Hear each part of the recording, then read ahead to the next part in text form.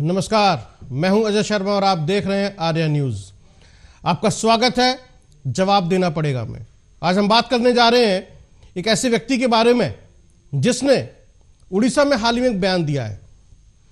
यह आखिरी चुनाव है और उसके बाद सियासत फिर से गरमा गई। आजकल हर रोज कोई ना कोई ऐसा बयान आ रहा है या ऐसी घटना घट रही है जो मीडिया की सुर्खियां बनती जा रही है। मैं बात कर रहा हूं राष्ट्रीय अध्यक्ष कांग्रेस पार्टी मल्लिकार्जुन खड़गे की। कल उन्होंने कहा यह आखिरी चुनाव है। यदि मोदी लोकसभा चुनाव जीत गए तो यह आखिरी चुनाव होगा। यह आपके पास में आखिरी मौका है वोट डालने का। इसके बाद आपको मौका नहीं मिलेगा। यह अपनी मनमानी करेंगे, जैसे चाहेंगे वैसे सरकार में आएंगे, वैसे सरकार बनाएंगे और जितनी सीटें चाहें उतनी जीतेंगे। 200 जीतेंगे, 400 जीतेंगे, 500 जीतेंगे, 543 हैं तो 543 भी जीतेंगे, 600 कर देंगे, 600 भी जीत लेंगे। यानी कि एक तरीके से उन्होंने डेमोक्रेसी के ऊपर एक प्रश्न चिन्ह लगा दिया। यहां तक नहीं रुके मल्लिकार्जुन खड़गे, उन्होंने कहा भारतीय जनता पार्टी जहर है, इससे जितना बच सको बच लो, इससे दूर रहिए। ऐसे ऐसे शब्दों का उन्होंने इस्तेमाल किया जिसके बाद चौतरफा इन बयानों की बात होने लगी। मल्लिकार्जुन खड़गे उड़ीसा के भुवनेश्वर में थे और वहां पर बोल रहे थे ओडिशा बचाओ समावेश में। आइए आपको मल्लिकार्जुन खड़गे की वो पहले बाइट सुनाते हैं, उन्होंने क्या कहा है, फिर आगे की बात करेंगे। आखिरकार मल्लिकार्जुन खड़गे ने ऐसा क्यों कहा और इसी पे हम जवाब मांगेंगे पार्टियों के प्रवक्ताओं से। आखिरकार इस देश में राजनीति किस तरफ जा रही है और क्यों कह रहे हैं यह आखिरी चुनाव है। एक एक को नोटिस देना, डराना, धमकाना, उसकी दोस्ती अगर नहीं छोड़ेंगे फिर हम देख लेंगे। डर के कोई दोस्ती छोड़ रहा है, कोई पार्टी छोड़ रहा है, कोई गठबंधन छोड़ रहा है। अरे इतने डरपोक लोग अगर रहे तो क्या यह मुल्क बचेगा? क्या यह संविधान बचेगा? क्या यह डेमोक्रेसी बचेगी? इसीलिए यह आखिरी चांस है आपको वोट देने का। इसके बाद कोई वोट नहीं देगा, क्योंकि ये पुतिन, रशियन पुतिन का जो प्रेसिडेंट इलेक्शन होता ना, वैसा ही होते चले जाएंगे। ध्यान में आ रहा आपको? इसके बाद नो चुनाव, उन्हें अपनी ताकत के ऊपर वो चलाएंगे, चुन के आएंगे, 200 लाएंगे, 300 लाएंगे, 400 लाएंगे, 500 लाएंगे। अगर हमारी सब 543 है तो उसको बढ़ा के फिर 600 भी बना देंगे। तो ये संविधान की रक्षा करना, डेमोक्रेसी की रक्षा करना, इलेक्शन बार बार होना, चुनाव होना, इसकी जिम्मेदारी आपके ऊपर।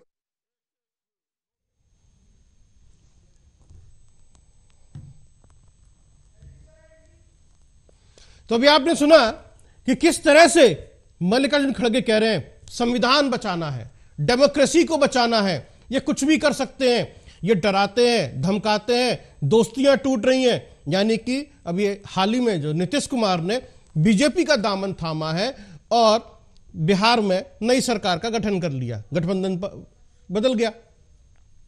अब इस तरह की बातें मल्लिकार्जुन खड़गे कह रहे हैं, वो भी कहां से? उड़ीसा से। उड़ीसा में मौजूद थे ओडिशा बचाओ समावेश में, वहां वो बोल रहे हैं। इसके बाद उन्होंने सफाई भी दी थोड़ी सी कि मेरी वैचारिक मतभेद है, लड़ाई है, लेकिन बोल तो गए। और सियासत में ऐसे बयानों के बहुत गहरे मतलब होते हैं। इतना एग्रेशन मल्लिकार्जुन खड़गे का हमने देखा, उसके बाद इस पर चर्चा तो होनी चाहिए, जवाब तो हम पूछेंगे, मांगेंगे जवाब। आखिरकार ये कैसे आखिरी चुनाव है? उन्होंने रसिया के पुतिन से कंपैरिजन कर दिया कि जैसे वहां पर शासन चल रहा है ऐसे ही हिंदुस्तान में भी हो सकता है। बीजेपी और बीजेडी, उसकी भी लव मैरिज हुई है और लव मैरिज ज्यादा दिन चलेगी नहीं, ऐसा मल्लिकार्जुन खड़गे कह रहे हैं। तो इसी पे चर्चा में जुड़ेंगे हमारे साथ में कुछ मेहमान, उनसे बातचीत करेंगे। लेकिन इसने एक सवाल तो खड़ा कर दिया, जिस तरह से उन्होंने कहा कि नौकरियां नहीं दी बीजेपी ने, उन्होंने कहा यदि कांग्रेस ने कुछ नहीं किया होता तो नरेंद्र मोदी जी ना तो गुजरात के मुख्यमंत्री होते, ना ही देश के प्रधानमंत्री बनते। काला धन के ऊपर भी उन्होंने एक क्वेश्चन मार्क लगाया कि काला धन आया क्या। उन्होंने कहा कि बीजेपी और बीजेडी मिलकर उड़ीसा को लूट रहे हैं। समझ जाइए, जितना वो कह सकते थे उन्होंने कहा। ईडी, सीबीआई, इनकम टैक्स का इस्तेमाल भारतीय जनता पार्टी अपने राजनीतिक विरोधियों को कुचलने के लिए कर रही है। अब यहां पर इसको लेकर है, मल्लिकार्जुन खड़गे कह रहे हैं भारतीय जनता पार्टी और आरएसएस हमें पीछे लेकर जा रहे हैं, ये हमारे अधिकार छीन रहे हैं, इसलिए संविधान को बचाना आवश्यक है। यह है नीतीश कुमार के पाला बदलने पर भी उन्होंने कहा कि दोस्तियां टूट रही हैं, डराया जा रहा है, धमकाया जा रहा है। उन्होंने कहा क्या ऐसे कमजोर लोग इस देश को चलाएंगे? हम नहीं झुके, हम नहीं रुके, हम नहीं, हम डरे। राहुल गांधी किसी से नहीं डरते, ना भी झुकते हैं, लेकिन ऐसे लोग नहीं। उन्होंने कहा यह देश गुलामों का भी गुलाम होने जा रहा है, गुलामों का भी गुलाम होने जा रहा है। जैसे पहले अंग्रेजों के लोग गुलाम थे, उनके गुलाम, ऐसे ही आम आदमी जो छोटी मोटी नौकरी करता है, छोटा मोटा व्यापार करता है, वो पूंजीपतियों के यहां नौकरी करता है, उनकी गुलामी करता है, और पूंजीपति सरकार के अधीन है। ऐसे पहला था।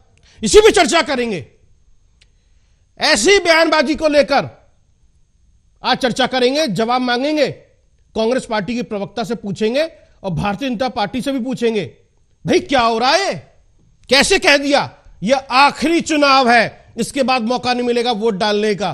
तो क्या इस देश का लोकतंत्र खतरे में है, यह राजनीति अपने संक्रमण काल से गुजर रही है, नेता जो चाहेंगे वो कहेंगे? इसी पे बात करेंगे। मेरे साथ जुड़ रहे हैं अनिल गोयल, बीजेपी नेता, कांग्रेस पार्टी से अमलेंद्र त्रिपाठी, आप दोनों का स्वागत है। सबसे पहले अमलेंद्र त्रिपाठी जी, आपने सुन लिया मल्लिकार्जुन खड़गे को? बिल्कुल, मैंने अभी उनका पूरा बयान सुना। मेरी आवाज आ रही है? ओपनिंग कमेंट आपका 1 मिनट में। देखिए, मैंने पूरा बयान सुना मल्लिकार्जुन खड़गे जी का, उन्होंने बातें बहुत ही सटीक एक बयान दिया है जो आज के परिप्रेक्ष्य में सही बैठता है। इसका ताजा उदाहरण ले लीजिए आप। आज चंडीगढ़ में मेयर का चुनाव हुआ है, वहां कांग्रेस और आम आदमी का गठबंधन था। हमारे पास 20 वोट थे और भारतीय जनता पार्टी, इसके पास 16 वोट थे, एक राज्यसभा सांसद को मिला है, और फिर भी वहां भारतीय जनता पार्टी जीत जाती है। तो आप इससे अंदाजा लगा लीजिए कि लोकतंत्र की हत्या कैसे की जा रही है। अभी आपने बिहार के हालात, नीतीश कुमार ने जैसे मतलब आपकी बात मेरे पास आ गई, उसके बाद तेजस्वी यादव घर पे ईडी का छापा पड़ना शुरू हो जाता है। ठीक है त्रिपाठी जी, टैगलाइन चलाई जा रही है कि आप सहमत हैं, आप अपने राष्ट्रीय अध्यक्ष के बयान से सहमत हैं, मेरी समझ में आ गया। बिल्कुल, पूरी तरीके से मैं रोक रहा हूं, बीच में रोक रहा हूं। जी जी, अनिल गोयल जी, कांग्रेस क्या कह रही है? सही मायनों में तो इतने बड़े व्यक्ति को, इतनी बड़ी पार्टी के राष्ट्रीय अध्यक्ष को इस तरह के बयान देना दिमागी दिवालियापन मानता हूं। अगर इनके पास कोई प्रूफ है, इनके पास कोई तथ्य है, तो उसके आधार पर बात करनी चाहिए। और लोकतंत्र खतरे में था 1975 के अंदर, जब माननीय हाई कोर्ट ने इंदिरा गांधी का चुनाव अवैध घोषित कर दिया था। रातों रात इमरजेंसी लगा करके इन्होंने सारे विपक्षी नेताओं को जेल में भेजा था, क्योंकि कांग्रेस खुद में चोर है, इसलिए वो दूसरों को चोर मानती है। कांग्रेस खुद में चुनाव से भागती है, इसलिए दूसरों पर आरोप लगाती है। कांग्रेस लोकतंत्र हत्या करनी चाहती है, इसलिए वो भी दूसरी पार्टियों पर, बीजेपी पर आरोप लगाती है। मैं इनसे पूछना चाहता हूँ, इतने बड़े व्यक्ति ने जो इतना बड़ा आरोप लगाया है, किस आधार पर लगा, ये आधार भी जनता पूछना चाहती है, और ये आधार भी इनको बताना चाहिए। सिर्फ बयान जो मर्जी दे करके देश को गुमराह करना, ये बिल्कुल पूरी तरीके से 100% निंदनीय है, और इसकी जितनी भी निंदा करी जाए पूरी तरीके से गलत है। और दूसरी बात, मैं एक बात और कहना चाहता हूँ अजय जी, ये जो कहते हैं कि बीजेपी जहर है दूर रहो, ये पहली बार नहीं कह रहे। इससे पहले भी मोदी को मौत का सौदागर कहा था, इससे पहले भी मोदी जी को मौत का सौदागर कहा था, और मोदी जी को खूनी कहा था। तो ये कोसते हैं, ये इनका काम है बीजेपी को कोसना, इनका काम है मोदी जी को कोसना, और जनता इसका करारा जवाब हर बार दे रही है, हर बार लगातार जवाब दे रही है। इनकी आंखें नहीं खुल रही। काम करो, देश के लिए काम करो, देश की खुशहाली के लिए काम करो, जनता स्वीकार करेगी। आप एक परिवार की चमचागिरी करोगे तो जनता आपको दुत्कारेगी। और अभी इन्होंने एक बात और कही है कि गठबंधन लोग डरपोक हैं। अगर मानो गठबंधन लोग डरपोक हैं, और वो उनका सीधा इशारा नीतीश की तरफ था, तो जब नीतीश ने इनका गठबंधन बनाने का प्रयास करा, पटना के अंदर क्या चाय पीने के लिए गए थे? डरपोक के साथ क्यों ये जाकर जुड़े? अगर ये वो शेर है तो वो डरपोक उनसे क्यों जुड़े? क्यों उनको राष्ट्रीय संघ बनाने की बात कर रहे हैं? यानी ये दोहरा चरित्र है, दोगली बातें हैं, मुंह में राम बगल में छुरी, और इस तरह के आरोप ये जो लगा रहे हैं, अब दूसरों को डरपोक कह रहे हैं। और जहां तक ये बीजेपी और बीजेपी की लव मैरिज की बात करें, अरे लव मैरिज तो तुम्हारी टूटी है, जेडीयू की और कांग्रेस की। लव मैरिज तुम्हारी ममता बनर्जी की तुम्हारी टूटी है। ममता बनर्जी तुमको धक्का देकर बाहर कर दिया, और आप अभी भी जब ऐसे कमजोर लोगों तुमको कमजोर मानते हो, तो वो भी उनको भी तो आप अपने गठबंधन में शामिल कर रहे हो। सनातन धर्म को गाली देने वालों को आप अपने गठबंधन में शामिल कर रहे हो। जो इनका गठबंधन छोड़कर चला जाए, जो अपने गठबंधन के साथ अन्याय कर रहे हैं, वो लोग दुखी होकर के इनका गठबंधन छोड़कर जा रहे हैं, उनको भी डरपोक की उपाधि दे रहे हैं। निश्चित तौर पर ये सब बात, जैसे मानो नीतीश के जो केसी त्यागी है, वो आज से 1 महीने पहले कह रहे थे कि सीटों का बंटवारा हो जाना चाहिए। एसपी मुलायम से अखिलेश यादव कह रहे सीटों का बंटवारा हो जाना चाहिए। आप कुछ कर नहीं रहे हो, सिर्फ चाय पानी पीना और अपने जो साथी गठबंधन उनको दबाना, उनके साथ अन्याय करना, न्याय यात्रा निकाल रहे हो, गठबंधन के साथ अन्याय कर रहे हो। कांग्रेस के नेताओं को घटन महसूस हो रही है। मिलिंद देवगौड़ा जैसे लोग इनको छोड़कर चले जाते हैं, गुलाम नबी आजाद जैसे लोग इनको छोड़कर चले जाते हैं, और आज ये बात कह रहे हैं। दूसरी बात क्या है, माननीय हाई कोर्ट ने सीबीआई को पिंजरे का, माननीय सुप्रीम कोर्ट ने सीबीआई को पिंजरे का तोता किसके राज में कहा? कांग्रेस के राज में कहा। जांच एजेंसी दुरुपयोग ये करते हैं और आरोप हमारे ऊपर लगा रहे हैं। तो मैं 1984 के दंगे, आप सरेआम सिखों का कत्लेआम कराया, क्या वो लोकतंत्र की हत्या नहीं थी? तो जो आदमी सोच हुए खाकर बिल्ली हंस को चली, और वो आज इस किस्म की बातें बना रहे हैं, आज के परिप्रेक्ष्य में अपने गृहवान में झांक कर देखें, और अपने गृहवान में झांक करके देखने के बाद में इनको शर्म आनी चाहिए, राजनीति से संन्यास ले लेना चाहिए। और मैं तो ये कहता हूँ इनके खिलाफ एफआईआर भी दर्ज होनी चाहिए, जिस किस्म की उन्होंने बयानबाजी करी है। मतलब कांग्रेस पार्टी को या मल्लिकार्जुन खड़गे को राजनीति से संन्यास ले लेना चाहिए? बिना प्रूफ के बात करने पर बिल्कुल ले लेना चाहिए। या तो कोई बात प्रूफ और तथ्यों के आधार पर बात करें। आप बिना बात आरोप लगा करके इतनी बड़ी राष्ट्रीय दल के, इतनी बड़ी राष्ट्रीय पार्टी के राष्ट्रीय अध्यक्ष होने के नाते आप इस तरह की बचकाना बात करेंगे, तो आपको, आपके विवेक पर भी लोगों को प्रश्न लगेगा कि इनकी बात पर कैसे विश्वास करा जाए, क्यों इनकी बात पर विश्वास करके इनको वोट दिया जाए। देखिए अनिल गोयल जी, कांग्रेस पार्टी तो कह रही है कि भैया ये तो जो है ईडी, सीबीआई, इनकम टैक्स है ना, ये सब जितनी एजेंसियां हैं, इनका अपने राजनीतिक विरोधियों को कुचलने के लिए इस्तेमाल कर रही है। अब बताइए आपके पास में क्या स्टैंड है इसको लेकर? हाँ, मेरे पास बिल्कुल स्टैंड है। देखो, चाहे ईडी हो, चाहे सीबीआई हो, चाहे इनकम टैक्स डिपार्टमेंट हो, या बाकी कोई भी डिपार्टमेंट, जांच एजेंसियां अपना काम जारी रखेंगी। जांच एजेंसियां कहीं भी गलती करती हैं तो इनको अधिकार है शिकायत करने का, इनको अधिकार है कोर्ट में जाने का। जांच एजेंसी काम पर ये बीजेपी पर आरोप लगाते हैं, तो ये इनकी कमजोरी है, इनका डर है। आप अब जांच एजेंसी की मैं बताना चाहता हूं कि जब माननीय नरेंद्र मोदी जी गुजरात के सीएम थे, तो जांच एजेंसी ने उनको बुलाया था जांच के लिए। मोदी जी बिल्कुल शालीनता पूर्वक गए थे, एक एक बात का जवाब दिया था। लेकिन जब इनको जांच एजेंसी बुलाते हैं, ये संबंध के जवाब नहीं देते, ये बार बार बयानबाजी करते हैं, बार बार बहाने बनाते हैं, बार बार जांच एजेंसी को झूठ बयान देने से घबराते हैं, और बाई चांस को प्रेशर पड़ता तो एक जुलूस और जलसा निकाल करके और वो वहां पर जाकर प्रोपगंडा करते हैं। मैं एक बात और कहना चाहता हूं कि लालू यादव को जेल में किसने भेजा? कांग्रेस ने, कांग्रेस के शासन में भेजा, चारा घोटाले के आरोप में भेजा, और आज वही लालू यादव इनके महागठबंधन में शामिल है। आज राहुल गांधी और सोनिया गांधी जमानत पर बाहर है। तो आप भ्रष्टाचारी एक जगह मिलेंगे, चोर एक जगह मिलेंगे, तो चोर मोचे रे भाई। तो ये जो साहूकार है उनको गाली देंगे। अरे अनिल गोयल जी, ये तो मल्लिकार्जुन खड़गे ने तो क्या क्या नहीं कहा। उन्होंने कहा साहब 2 करोड़ नौकरियां हर साल देने का वादा किया था, 10 साल हो गए, 20 करोड़ नौकरी आ जानी चाहिए थी, 15 लाख रुपए का काला धन अकाउंट में नहीं आया। ये वही पार्टी है जिसने हमारे सांसदों को जो है सस्पेंड कर दिया। मतलब उन्होंने जितना कहा, उसके बाद भारतीय जनता पार्टी की तरफ से सिर्फ सुधांशु त्रिवेदी ने कहा थोड़ा सा, है ना। तो ये मल्लिकार्जुन खड़गे को आप लोग कितना सीरियसली ले रहे हो? अजय जी, हम बिल्कुल सीरियस नहीं ले, मैं तो दिमागी दिवालियापन है। अब हम इस दिमागी दिवालियापन के पीछे लगे या देश के विकास में लगे? चलिए ठीक है, हमारे काम इनके पीछे पड़ना नहीं है, हमारा काम है देश का विकास करना। हम देश के विकास की बात करें, आगे चुनाव, अपने चुनाव की तैयारी कर रहे हैं, हम इनकी बातों में जाकर के हम अपने आप को, अपने समय क्यों बर्बाद करेंगे? ये जनता देख रही है कि ये बेवकूफी पूरे बयान है, मतलब गैर जिम्मेदाराना बयान है, और वो गैर जिम्मेदार जनता स्वीकार नहीं करेगी। मैं एक बात और इनसे पूछना चाहता हूँ कि ये राम मंदिर के निर्माण के को, प्राण प्रतिष्ठा के को ठुकरा सकते हैं क्या? किसी इफ्तार पार्टी को ठुकरा सकते हैं? ये हमको सांप्रदायिकता आरोप लगाते हैं, मस्जिद से फतवे जारी करवाते हैं, वो सांप्रदायिकता नहीं है। चलिए ठीक, पूछ लेते त्रिपाठी जी, जो भी अनिल गोयल जी ने पूछा पहले उसका जवाब दे दिया, फिर आगे बढ़ते हैं। बहुत ही ध्यान से अनिल जी की बातों को सुन रहा था जी, समझ नहीं आ रहा था डिबेट किस चीज की चले और बोल क्या रहे हैं। 1975, 1983 और 2002 सब ले आए, लेकिन उन्होंने जो आज का परिप्रेक्ष्य है इस पर एक भी बात नहीं कही।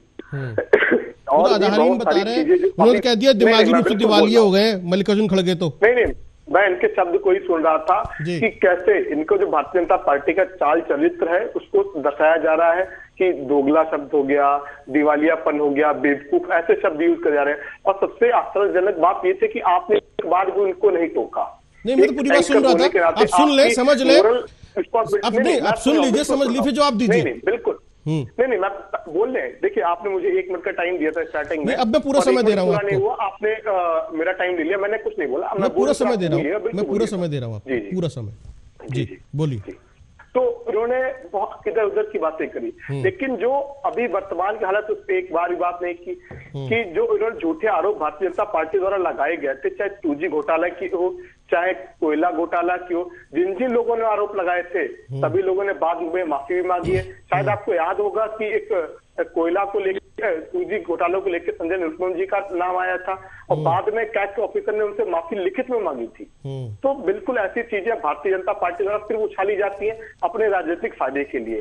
अभी एक बात आई थी धर्म को लेके कि क्या जो राम मंदिर का निमंत्रण ठुकराया गया है, किसने बोला ठुकराया गया है? ये बोला हम इस वक्त पे नहीं जाएंगे, आगे को लेकर कुछ अलग समय पे जाएंगे। हमारा मन है, हमारा हक है तो हम जाएंगे।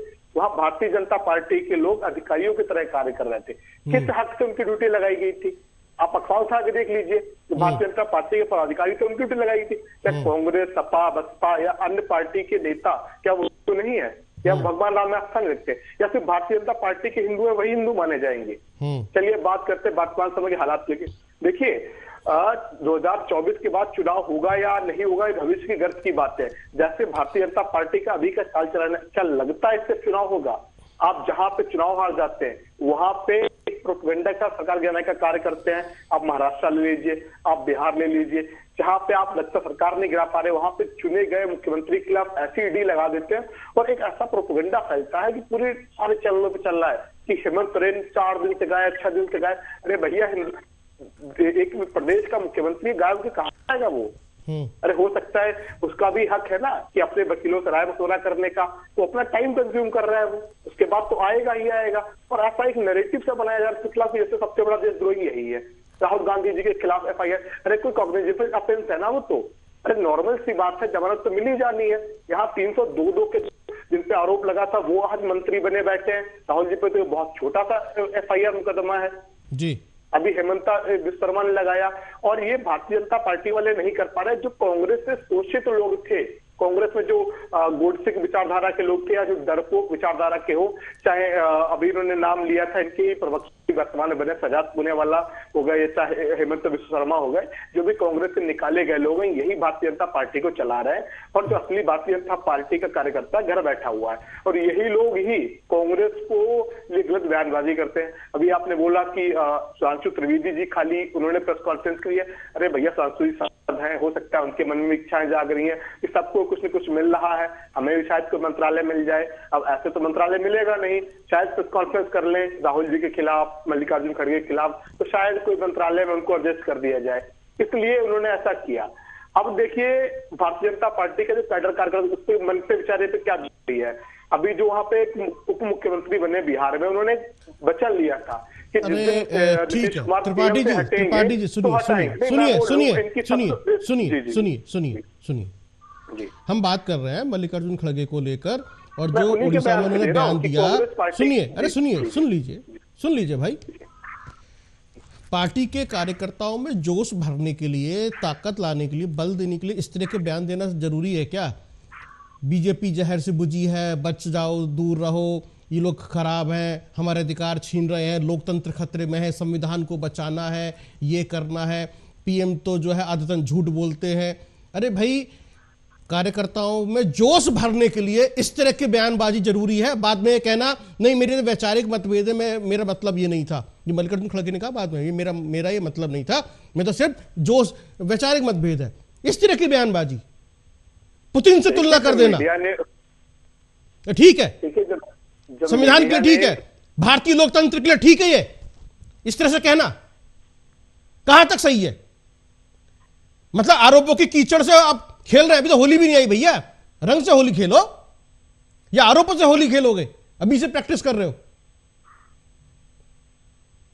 ऐसे नहीं होता ना कि आप इस तरह के आरोप लगाएं, इस तरह की बातें करें, और आरोपों की कीचड़ से जो है पूरा सामने से कहें भाई बहुत अच्छा आ रहा है, मजा आ रहा है, कार्यकर्ताओं में जोश आएगा, बल मिलेगा और ताकत मिलेगी उड़ीसा में, ऐसी राजनीति होगी। देखिए जो भी बयान दिया उन्होंने, एक एक बयान सटीक दिया है, और मैं हर चीज को पुष्टि कर रहा हूं। बड़ी हैरानी है, क्या दिया? लेकिन आपके ही नेता ने उसको अगले दिन उससे सुन लीजिए, जिसको आप सटीक बता रहे हैं, आपके ही नेता ने उसके बारे में कहा नहीं नहीं मेरा मतलब ये नहीं था, मेरा मतलब तो कुछ और है, और मैं तो सिर्फ वैचारिक मतभेद है।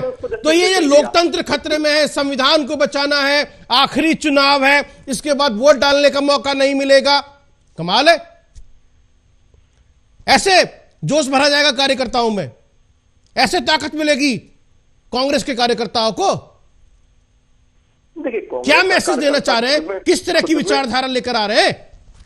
देखिए कांग्रेस का कार्यकर्ता खुद में सक्षम है, और वो आज भी जहां भारतीय जनता पार्टी सरकारी एजेंसियों का दुरुपयोग करके लड़ रही है, वहां कांग्रेस का कार्यकर्ता अकेलौता खड़े होकर लड़ रहा है उनसे। तो ऐसे बयानबाजियों की कोई जरूरत नहीं, लेकिन खड़गे जी ने साफ रूप से कहा है, उनका कहने का अर्थ कुछ और था, लेकिन मीडिया के द्वारा, भारतीय जनता पार्टी के लोगों के कहा मीडिया के द्वारा जो बोल रहे हैं वो दिखा रहे हैं, अरे जो बोल रहे हैं वो दिखा रहे हैं। अब तो उस बयान का विश्लेषण हो रहा है, जो बोला वो दिखाया, अब उसका विश्लेषण हो रहा है, इसीलिए आपको बताया कि भैया आप भी बता दो, आपने कहा सटीक बोला। हम पूछ रहे भैया कहां लोकतंत्र खतरे में है, कैसे संविधान खतरे में है, कैसे ये आखिरी चुनाव है, क्यों वोट डालने का मौका नहीं मिलेगा? मेयर का चुनाव हुआ है, आप विश्लेषण कर दीजिए कैसे चुनाव हुआ। अरे वोट डालने का अधिकार, इस देश के हर नागरिक को वोट डालने का अधिकार है, उसकी बात कर रहे हैं आप कि वोट डालने का अधिकार, वोट नहीं डाल पाओगे अगली बार। जी आज चंडीगढ़ में चुनाव हुआ है, आपकी जानकारी में होगा, आप गूगल कर लीजिए, अगले कमेंट में बता दीजिएगा, उसका आप विश्लेषण कर दीजिए, पता चल जाएगा कि लोकतंत्र कैसे खतरे में है। मैं आपका वेट करूंगा। अनिल गोयल जी, अभी आपका जो कमेंट का अनिल गोयल जी आप दीजिएगा। जी एक मिनट, त्रिपाठी जी आपकी बात चुनाव हुआ, ठीक है, ठीक है, खतरे में साफ साफ दिख जाएगा, ठीक है त्रिपाठी जी, उसका भी जवाब इस चीज में मिल जाएगा। हाँ त्रिपाठी जी एक मिनट, ठीक है गोयल साहब, ये कह रहे हैं साहब आपने चंडीगढ़ के मेयर चुनाव में धांधलेबाजी कर ली, लोकतंत्र खतरे में आ गया। मैं त्रिपाठी से पूछना चाहता हूं कि जिस टाइम काउंटिंग होती है तो अवैध वोट को अलग करा जाता है या नहीं करा जाता? जो अवैध वोट थे उनको अलग करा गया था। अगर वो वैध वोट थे तो आपको पूरा चैलेंज देते कि आप जांच एजेंसी के पास जाकर, चुनाव आयोग के पास जाकर, जहां भी जाकर अपने अपील क्यों नहीं करते हो? चुनाव आयोगों के अगर पास हम लोग गए, कोई बोर्ड जो है जो काउंटिंग अधिकारी थे उनका वीडियो वायरल हुआ है, उनका वीडियो वायरल हुआ है, और कोई त्रिपाठी सुनने जाते डालो, ये बीच में बोलने जाते आप उसको तथ्यों की नहीं बताओ तो बीच में बात नहीं करनी चाहिए। आप सब मेयर के चुनाव की शोर मचा रहे हो, तथ्यों की बात कर लो। पहले तथ्यों की बात करने के बाद जवाब दो ना। मैं ये कहना चाहता हूं कि जो चुनाव अवैध थे, जो वोट अवैध थे, उन वोटों का अवैध घोषित करना चुनाव, जो वहां पर काउंटिंग एजेंट है, जो काउंटिंग ऑफिसर है, वो अवैध घोषित करेगा या नहीं करेगा? ये लोकतंत्र में उसको अधिकार है या नहीं है? उसने अपने अधिकार का इस्तेमाल करके जो लोग सारे चुने हुए लोग अवैध कैसे प्लीज सुनने का डालो। मैं आप बोल रहे थे, मैं सुन रहा था। तो उन्होंने अगर उनको अवैध घोषित करा है तो अवैध घोषित करके चुनाव डिक्लेयर करा है, आपको इसमें भी कहीं भी धांधलेबाजी दिखाई देती है तो अपनी सारी जांच एजेंसियां खुली हुई हैं, मान्य सारी कोर्टें खुली हुई हैं, आप कहीं भी जाकर के अपनी बात को कह सकते हो। इस तरीके से झूठा प्रचार मत करो, पहली बात। दूसरी बात, इन्होंने जो अभी कई भ्रष्टाचार की बात करी, 2G की और वो तुम्हारा कोयला घोटाला की वगैरह वगैरह इन्होंने बात करी है। हमने तो आरोप लगाए हैं, आप भ्रष्टाचारी हो, उसमें तो कोई दो राय नहीं है। लेकिन सबसे बड़ी बात क्या है कि जो आपके गठबंधन में शामिल है केजरीवाल जी ने कांग्रेस की शीला दीक्षित से लेकर के सोनिया गांधी, राहुल गांधी से लेकर चिदम्बरम से लेकर के कांग्रेस के सभी नेताओं पर महाभ्रष्टाचारी के आरोप लगाए थे, और उसके बाद में आपने उसी को समर्थन देकर सरकार बनवाई। इसलिए मैं कह रहा हूं चोर चोर मुसरवाई, और आज वो आपके गठबंधन में शामिल है। इसीलिए मैं कह रहा हूं कि वो एक दूसरे पर आरोप लगाकर फिर चोर चोर मुसरवाई। संजय सिंह ने जो आज जेल के अंदर बंद है, उसने कांग्रेस को और लालू यादव को, अखिलेश यादव को, जो आपकी गठबंधन में लोग हैं, शरद पवार को, सबको पारिवारिक पार्टी कहा है। ये सब अपने परिवार को बचाने के लिए लड़ेंगे। इन्हें देश से कोई मतलब नहीं है, देश के इससे कोई मतलब नहीं है, देश के विकास से कोई मतलब नहीं है। सिर्फ मेरा विकास है, मेरे परिवार के विकास के अलावा इनका कोई काम नहीं करना है। ये आरोप किसने लगाए? संजय सिंह ने। ये आरोप किसने लगाए? आम आदमी पार्टी ने। भ्रष्टाचार का आरोप किसने लगाया? केजरीवाल ने। और वो कौन है? वो आपके गठबंधन में शामिल है।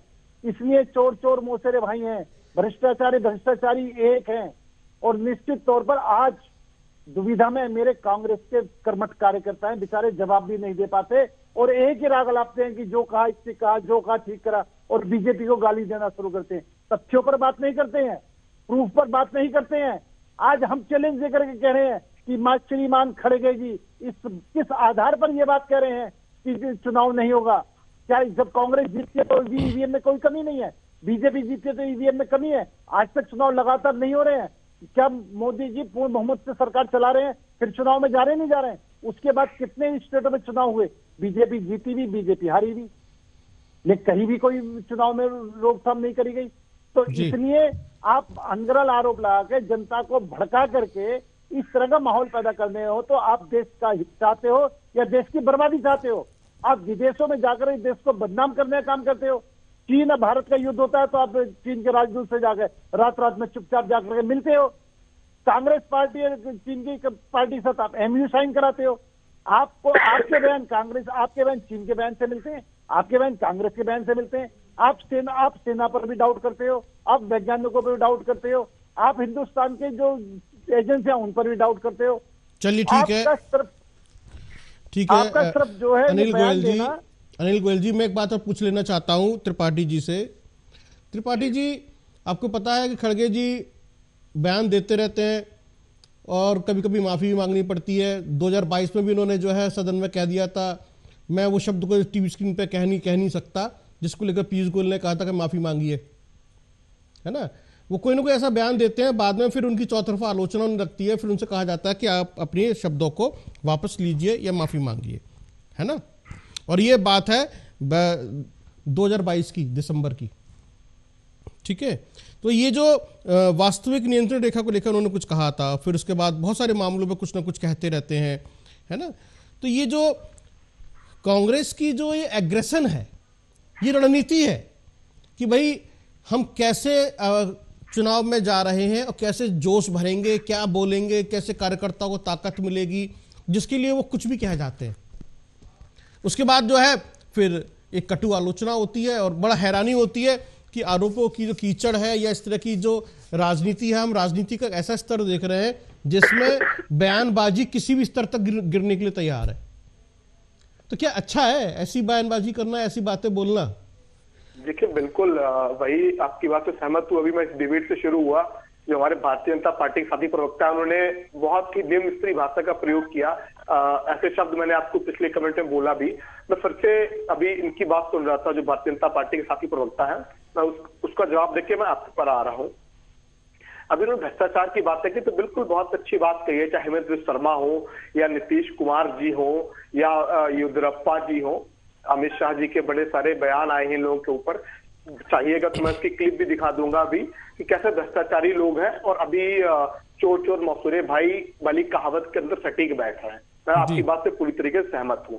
अब आते हैं कि अभी आपने दूसरा बयान दिया था कि घोटाले और कांग्रेस के गलत बयान। देखिए बयान तो गलत भारतीय जनता पार्टी की शुरुआत तो भारतीय जनता पार्टी द्वारा की ना। शायद आपको याद होगा 50 करोड़ की गर्लफ्रेंड या कांग्रेस की विधवा मां, ऐसे बयान कहाँ से आए? ये इतनी भाषा का स्तर गिर जाना राजनीतिक बयानबाजी में, ये सब चीजें अच्छी लगती है क्या? चाहे आपकी पार्टी हो, चाहे बीजेपी हो या कांग्रेस हो या सपा हो या कोई भी पार्टी हो, कार्यकर्ताओं में इस तरह की बात बोलना खड़े होकर और कहना हम जोश भर रहे हैं, ताकत ला रहे हैं, पार्टी को ताकत मिलेगी, बल मिलेगा, चुनाव जीत जाएंगे। क्या चुनाव जीतने के लिए कार्यकर्ताओं से ऐसी बातें कहना यही रह गया है? या वाकई कार्यकर्ता ऐसे शब्द सुनना चाहते हैं तभी उनको ताकत मिलती है, जोश आता है? कांग्रेस पार्टी का एक एक कार्यकर्ता बहुत ही लिबरल और बहुत ही शांत स्वभाव का होता है। आप कांग्रेस की रैलियां देख लीजिए, भारतीय जनता पार्टी की रैलियां देख लीजिए, जमीन आसमान का आपको अंतर दिखेगा। तो इतना एग्रेशन कांग्रेस पार्टी के अंदर नहीं है। अगर कोई गलती भी होती है तो बाकायदा ये उस चीज को स्वीकार करते हैं। और कांग्रेस मल्लिकार्जुन खड़गे जी बहुत ही सुलझे हुए वक्त है और साउथ इंडिया से की तरफ कर्नाटका के हैं, तो हो सकता है थोड़ा कभी कभी सिर्फ टंग हो जाए। और अगर कुछ सक्षम मैंने कहा वो शब्द को मैं टीवी स्क्रीन पे या टीवी चैनल पे बोल नहीं सकता, नेशनल टीवी चैनल पे, जो उन्होंने 20 दिसंबर 2022 को कहा था और जिसके बाद उनकी चौतरफा आलोचना हुई थी और कहा था माफी मांगी है। मैं उस जबकि अगर आप गूगल कर लेंगे तो आपको मिल जाएगा, गूगल कर लीजिएगा, जिसके ऊपर मल्लिकार्जुन खड़गे की आलोचना हुई थी। ये जो चीजें हैं, देखिए इस तरह की राजनीति मुझे लगता है कार्यकर्ताओं में जोश भरने के लिए ठीक नहीं है। एग्रेशन होना चाहिए, जोशीला भाषण होना चाहिए, सब कुछ होना चाहिए, लेकिन इस तरह की बातें नहीं होनी चाहिए। यह ठीक नहीं लगता। देखिए बिल्कुल भारतीय लोकतंत्र दुनिया का सबसे खूबसूरत लोकतंत्र है, तो ऐसी चीजों को अवॉइड करना चाहिए। और चारों तरफ जो सभी दल हैं, समान दल की कुछ न कुछ टाइम के बाद मीटिंग होनी चाहिए और एक आपसी प्रेम भावना बनी रहनी चाहिए। तो बहुत ही महत्वपूर्ण है। भारत एक प्रेम और सौहार्द का देश है, तो बहुत ही महत्वपूर्ण है यहाँ पे रहना चाहिए, इन चीजों का हमारे बीच में रहना चाहिए। लेकिन पिछले कुछ समय से, खासकर 12 वर्षों से, इसका स्तर दिन ब दिन गिरता चला जा रहा है और कहीं न कहीं इसमें राजनीतिक दलों की बहुत बड़ी भूमिका है और भारतीय जनता पार्टी ने इसमें गिराने का बहुत ही अहम रोल किया। चलिए आपने बहुत ही ईमानदारी के साथ में आपने मान तो लिया कि राजनीति में भाषा का स्तर गिर रहा है, राजनीतिक दलों की जिम्मेदारी है, और लेकिन आपने फिर भी लेकिन भारतीय जनता पार्टी भी जिम्मेदार है। अरे भैया आप सभी लोग जिम्मेदार हो, आप सभी लोग जिम्मेदार हो, ऐसी बात नहीं है।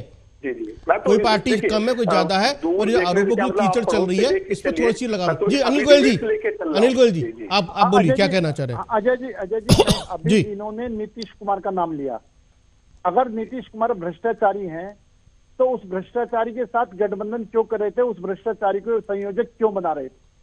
अगर ये नीतीश कुमार को अभी इन्होंने इनका साथ छोड़ते उस पर भ्रष्टाचार का आरोप लगा रहे हैं, अगर नीतीश कुमार भ्रष्टाचारी थे तो इन्होंने उसको संयोजक बनाने का प्रस्ताव क्यों रखा? अगर वो भ्रष्टाचारी थे तो उनके साथ इन्होंने पटना मीटिंग क्यों करी? अगर वो भ्रष्टाचारी तो लगातार उनके साथ क्यों बैठ रहे हैं? इसका मतलब आप अगर एक तरफ भ्रष्टाचारी कह रहे हो, एक अजय सर मैं बात एक मिनट समाप्त करूंगा। एक तरफ भ्रष्टाचारी को, दूसरी बात मैं ये कहता हूँ 1984 के अंदर निर्दोष सिखों का जो कत्लेआम करा है वो कांग्रेस के कार्यकर्ता थे, कांग्रेस के गुंडे थे। इसका जवाब आज तक आप देने के लिए तैयार नहीं है। एक बात लास्ट कहकर मैं जो बात समाप्त करता हूँ, बीजेपी और कांग्रेस के अंदर कितना फर्क है। अगर माननीय मनमोहन सिंह जी को कांग्रेस ने गमारू औरत कहा, गांव की औरत कहा, तो माननीय हमारे वर्तमान प्रधानमंत्री नरेंद्र मोदी ने उसी समय कहा कि हमारे और कांग्रेस के विचारों में मतभेद हो सकता है, पाकिस्तान की क्या है, हमारे प्रधानमंत्री के बारे में एक शब्द ही बोलेगा, हमारे देश के प्रधानमंत्री हैं, तेरी क्या औकात है, तो हमारे एक सेकंड मैं आपको बीच में रोक रहा हूं, मैं बता देता हूं। अभी हाल ही में नीतीश कुमार बीजेपी में शामिल हुए, हो गए, मुख्यमंत्री बन गए।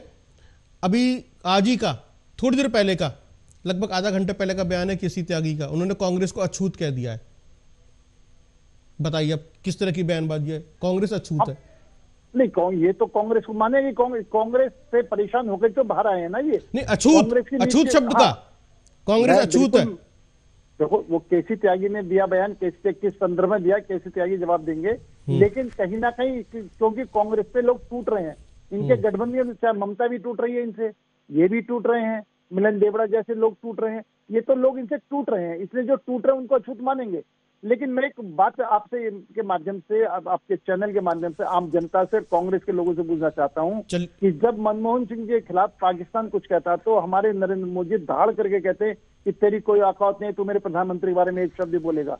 लेकिन इधर मालदीव के लोग हमारे प्रधानमंत्री बाहर कह देते हैं तो कांग्रेस के मुंह में दही जम जाता है, एक शब्द नहीं निकलता। और कुल मिलाकर के वो उसके लिए भी दोष में बीजेपी को ही देना चाहते हैं कि भाई हम भी मालदीव वाले ने जो कहा वो ठीक कहा, हम ही गलत हैं। ये कांग्रेस में बीजेपी में ये अंतर है जमीन आसमान का। हमारे लिए देश प्रथम है, इनके लिए इनका परिवार प्रथम है। चलिए ठीक है, हमारे लिए ठीक है। अनिल गोयल जी बहुत बहुत धन्यवाद। अभी एक छोटा सा ब्रेक हो रहा है, ब्रेक के लिए रुकते हैं, ब्रेक के बाद फिर चर्चा को आगे बढ़ाएंगे। आप दोनों मेहमानों का बहुत बहुत धन्यवाद इस चर्चा में बने रहने के लिए, बहुत बहुत धन्यवाद।